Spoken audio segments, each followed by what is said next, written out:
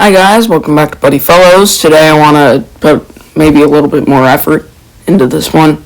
So now we're going to be talking about how the depatie freling Looney Tunes could have worked. I've been watching a lot of these animation breakdowns.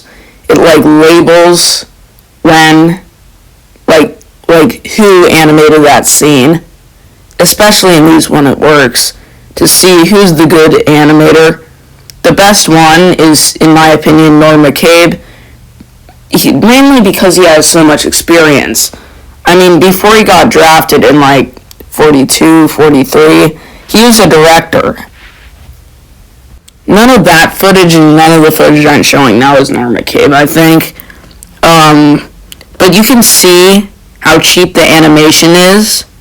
In this video, we will be diving into how these cartoons could have worked and how they could have been better with the same budget. The first director that we're going to talk about is Rudy Lavira. He worked with Chuck Jones when Chuck Jones was trying to imitate the Disney style. He dropped out, tried to come back in, but Chuck Jones was looking for something different. So he just didn't include him back on.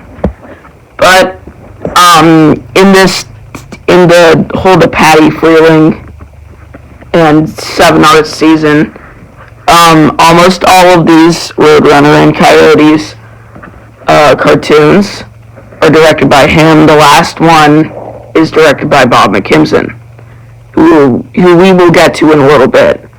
You know, the animation on this looks a lot better compared to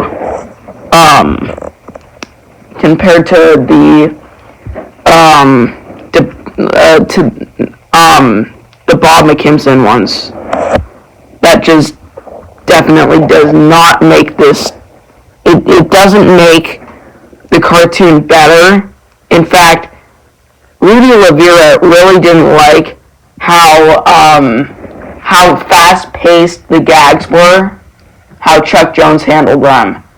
So his solution to that was making, instead of the Coyote going through all the Acme inventions and that stuff, he just made him go through 2 Acme inventions per cartoon, and that makes for a pretty lame cartoon.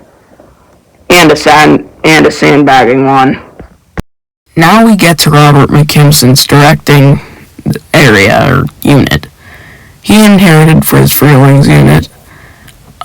This is the one where, with all the crappy Speedy Guns, all his cartoons, I think he had the worst unit for animation. All of the ones that he did, 7 Marts depatie freling, are terrible. Eventually I'll show a clip, and you can't even call it animation. It's an insult to say the least. He really should have gotten the budget. Here it comes. What's that? Come on. Honestly. Of course, this is not Robert McKimson's fault at all. Seriously, look at the budget right here. Come on. This is all cause his unit started plummeting after the 1953 shutdown. When it reopened, Rod Scribner walked out, who's the head animator. His own brother walked out. I think someone else walked out. But the respect that I have for him is a lot, because one of his first cartoons when he got back, he was the head animator on. I mean, that's amazing. The only animators that could have made this work is probably Rod Scribner and Charles McKimson. They're the most experienced, and Rod Scribner knows how to animate on less frames. Less frames mean less cells. Less cells means less money. Less cells also means that they don't have to cut down on the character models so much, making them more angular. Doesn't mean that won't happen altogether, but it'll just happen less.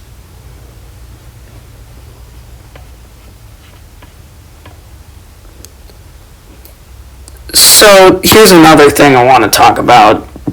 Again, to the terrible budget. Daffy went from flippers to like Wile E. Coyote feet. Like, what is that? Ducks have flippers, not feet. What? Seriously, like I feel like that was unnecessary. Honestly. They didn't have to do that.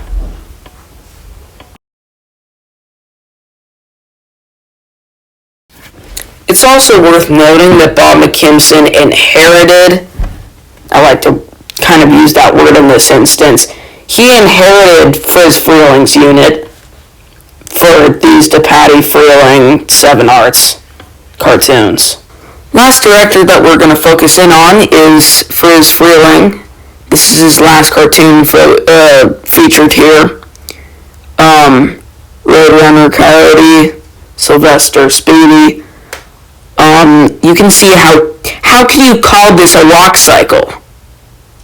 So this is probably the worst of the worst right here. Almost as bad as McKimson's. Probably worse than McKimson's. So this is TV budget altogether. Look.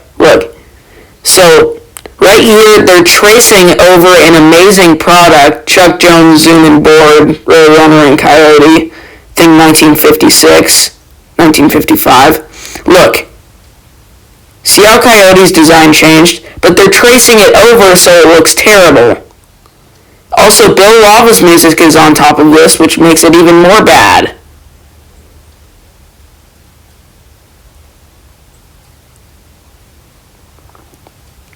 And I know that you're thinking, why just recycle the animation?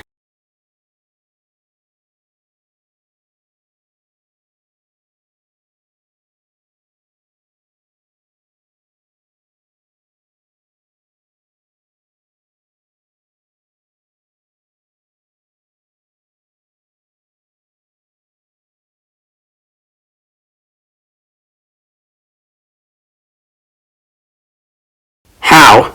Just how did this get approved? Well, there you have it. The main thing is we're missing amazing animators. And half of the budget cuts, in my opinion, are due to TV. That's half. And the other half is 1953 shutdown. Thank you for watching the video, and goodbye.